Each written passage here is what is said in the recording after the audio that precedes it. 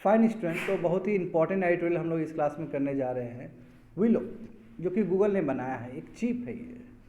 और ये जो चिप है क्वांटम कंप्यूटिंग रिलेटेड चिप है ये, यानी कि इतना 5 मिनट में इतना जल्दी से कॉम्प्लेक्स प्रॉब्लम सॉल्व कर सकता है ये चिप, जो कि क्लासिकल कंप्यूटर को करने में कई लाख करोड़ साल लग जाएगा।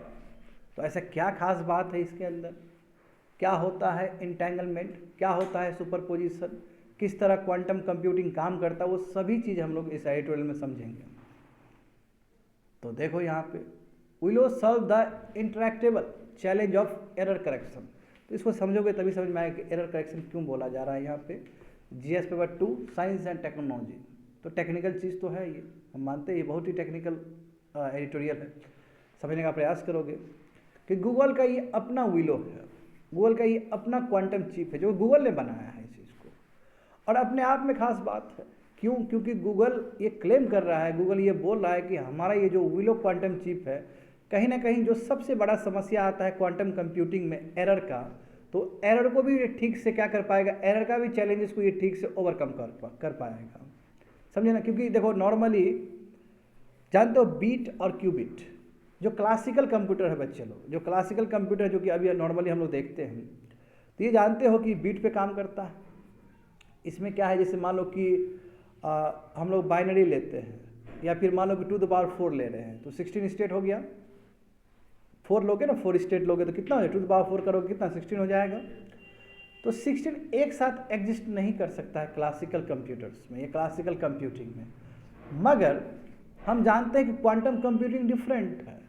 क्वांटम कंप्यूटिंग में जो नीचे लेवल का जो पार्टिकल्स, जैसे एटम से भी नीचे पार्टिकल्स होता है, जैसे इलेक्ट्रॉन्स हुआ, प्रोटॉन्स हुआ, क्वार्क्स हुआ, न्यूट्रॉन्स हुआ, ये सब का प्रॉपर्टी, समझे, ये सब का प्रॉपर्टी ही काम करता है कंप्यूटिंग के लिए। समझ गए? तो उसमें 2 the power 4 16 में at the same time data store हो सकता है। जैसे नॉर्मल कंप्यूटर क्या हो, ये तो ऑन होगा, ये तो ऑफ होगा, मगर उसमें क्या है कि ऑन और ऑफ एक साथ भी हो सकता है, एक स्टेट में भी हो सकता है। That is the basic difference between classical computer and quantum computing. समझ रहे हो ना इस बात को?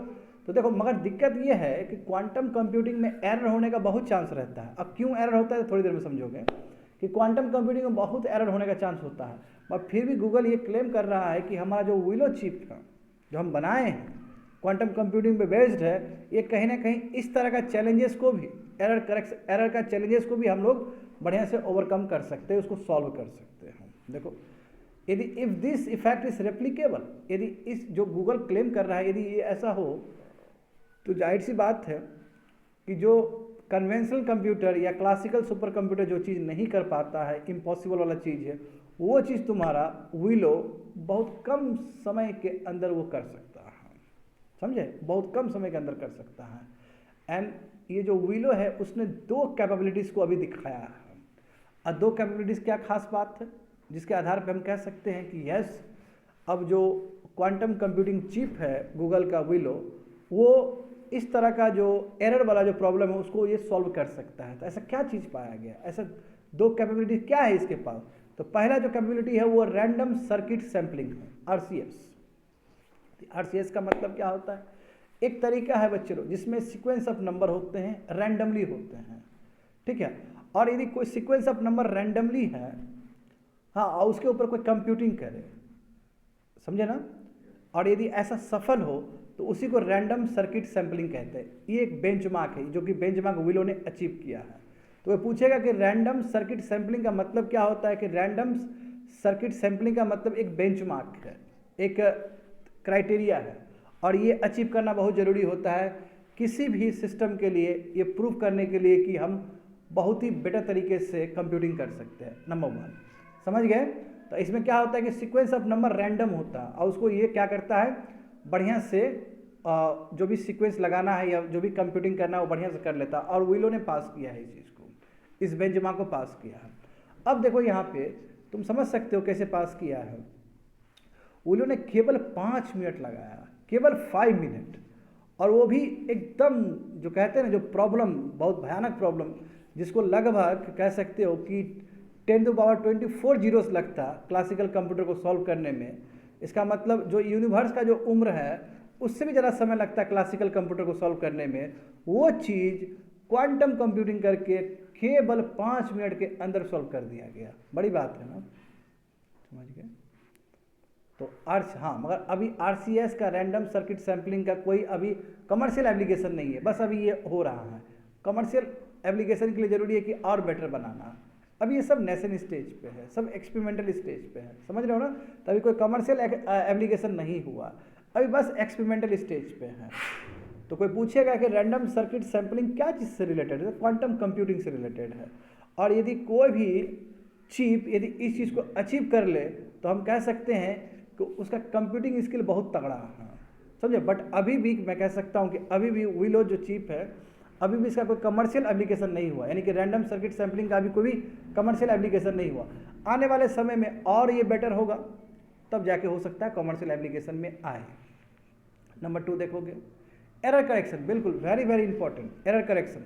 अब देखो बच्चे लोग, जैसे जानते हो तुम लोग कि पहले आगे पढ़ लेते, एक ही बार समझ में आ जाएगा। देखो नेक्स्ट देखो तुम वहाँ पे, quantum computing works by exploiting 2 quantum effects, है ना। क्वांटम कंप्यूटिंग कैसे काम करता है, 2 चीज़ पे, एक होता है प्रिंसिपल ऑफ इंटेंगलमेंट और एक होता है प्रिंसिपल ऑफ सुपरपोजिशन। तो प्रिंसिपल ऑफ इंटेंगलमेंट समझते हैं, उसका प्रिंसिपल ऑफ सुपरपोजिशन समझते हैं, उसके बाद वो समझ में आएगा ठीक से। तो यहाँ पे देखो बच्चे लोग, इसमें क्या होता है कि देखो कि जो पार्टिकल है, जो सब एटॉमिक पार्टिकल है, जैसे इलेक्ट्रॉन्स हुआ, प्रोटॉन्स हुआ, न्यूट्रॉन्स हुआ, क्वार्क्स हुआ, सब एटॉमिक पार्टिकल है ना ये सब। तो मान लो कि 2 पार्टिकल है, 2 पार्टिकल डिस्टेंस में भी है, उसके बावजूद एक पार्टिकल में कुछ इफेक्ट हो रहा है, कुछ हरकत हो रहा है, तो वो असर करता है दूसरे पार्टिकल को भी। इसी को बोलते हैं प्रिंसिपल ऑफ इंटेंगलमेंट, भले ही वो बीच में डिस्टेंस हो। जैसे एक पार्टिकल, एक सब एटॉमिक पार्टिकल और दूसरा सब एटॉमिक पार्टिकल के बीच में डिस्टेंस है, समझे, अच्छा खासा डिस्टेंस है। एक पार्टिकल के अंदर कुछ चीज़ हो रहा है तो उसका असर दूसरे पार्टिकल में पड़ता ही पड़ता है। That is called principle of entanglement. और ये जो प्रिंसिपल ऑफ इंटेंगलमेंट की वजह से हमारा जो इन्फॉर्मेशन है वो और ज़्यादा इनक्रिप्टेड हो जाएगा, उसको इंटरसेप्ट करना और मुश्किल हो जाएगा, because of the principle of entanglement. क्यों?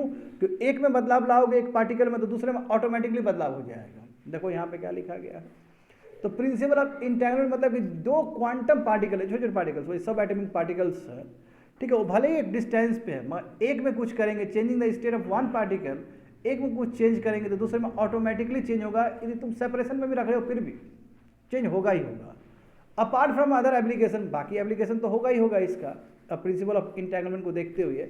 और एट द सेम टाइम ये प्रिंसिपल के वजह से आपका जो इन्फॉर्मेशन ट्रांसमिशन है वो और ज़्यादा क्या हो जाएगा, इनक्रिप्टेड हो जाएगा और बेटर हो जाएगा, उसको इंटरसेप्ट करना इतना आसान नहीं होगा।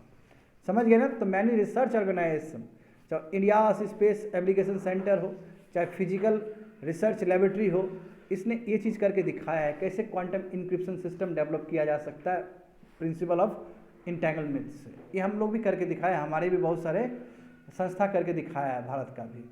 सुपरपोजिशन देखो, सुपरपोजिशन का मतलब क्या है, जैसे अभी जस्ट बोल रहे थे कि क्लासिकल कंप्यूटर में कि या तो एक साथ इंफॉर्मेशन या तो 0 है या तो फिर 1 है, भाई इसमें ऐसा नहीं है। देखो, it allows a quantum particle, जितने भी सब एटॉमिक पार्टिकल है वो क्या है कि एक समय में at the same time 2 state में रह सकते हैं।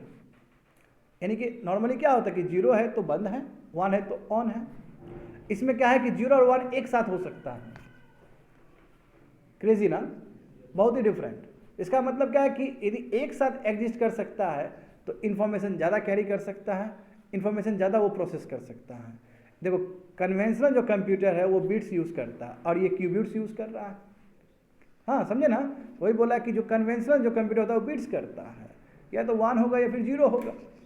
मगर क्यूबिट क्या है कि वो एक ही बार वैल्यूज़ को एक ही बार वो कर सकता है, स्टोर कर सकता है। जैसे एग्जांपल देखो, क्लासिकल कंप्यूटर 4 बिट है, चलो 4 बिट का मतलब क्या, 2 to the power 4, 2 to the power 4 हुआ ना जी, तो कितना हो, 16 हुआ। तो 16 एट अ टाइम नहीं हो सकता है, एक कोई ऑन होगा 1 टाइम में। मगर जब क्यूबिट का बात करेंगे हम लोग, जब हम क्वांटम कंप्यूटिंग का बात करेंगे तो 16 जो पॉसिबल नंबर है एट द सेम टाइम हो सकता है क्यूबिट में।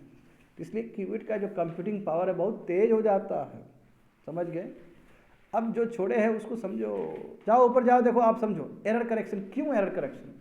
देखो ये तो हमें समझ में आ ही गया कि ये इन्वायरमेंट सेंसिटिव है कंप्यूटिंग, ये जो क्वांटम कंप्यूटिंग इन्वायरमेंट सेंसिटिव, यदि मानो कि इन्वायरमेंट में कुछ एरर हो तो पूरा डेटा में एरर हो जाएगा, क्योंकि जब एक पार्टिकल को कुछ कर रहे हो तो दूसरे पार्टिकल इम्पैक्ट पड़ रहा है ना, तो इन्वायरमेंट में इस तरह का नॉइज़ बहुत सारा हो सकता है, ये इन्वायरमेंट में ऐसा बहुत सारा चीज़ हो सकता है जिसमें एरर आ सकता है।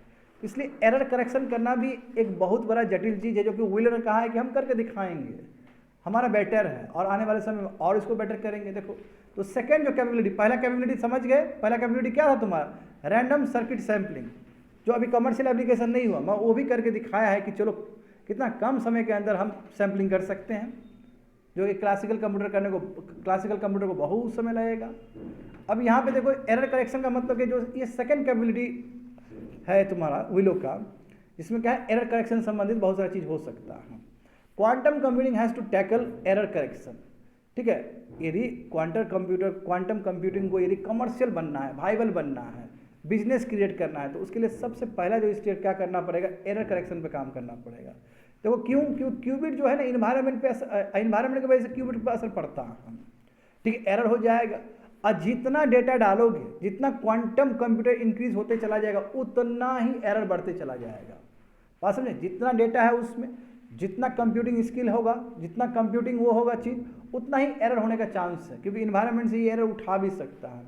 मगर विलो ने ये कहा है कि yes it call below threshold capability, कि एरर करेक्शन हम बहुत बेहतरीन कर सकते हैं, जितना हो रहा है उससे कई गुना हम मिनिमाइज कर सकते हैं एरर करेक्शन को। This means that handle large area of qubits, it reduce the number of errors more efficiently, यानी कि बहुत क्यूबिट को हैंडल करते वक्त हम क्या कर सकते हैं कि एरर को एज मिनिमम एज पॉसिबल हम रख सकते हैं।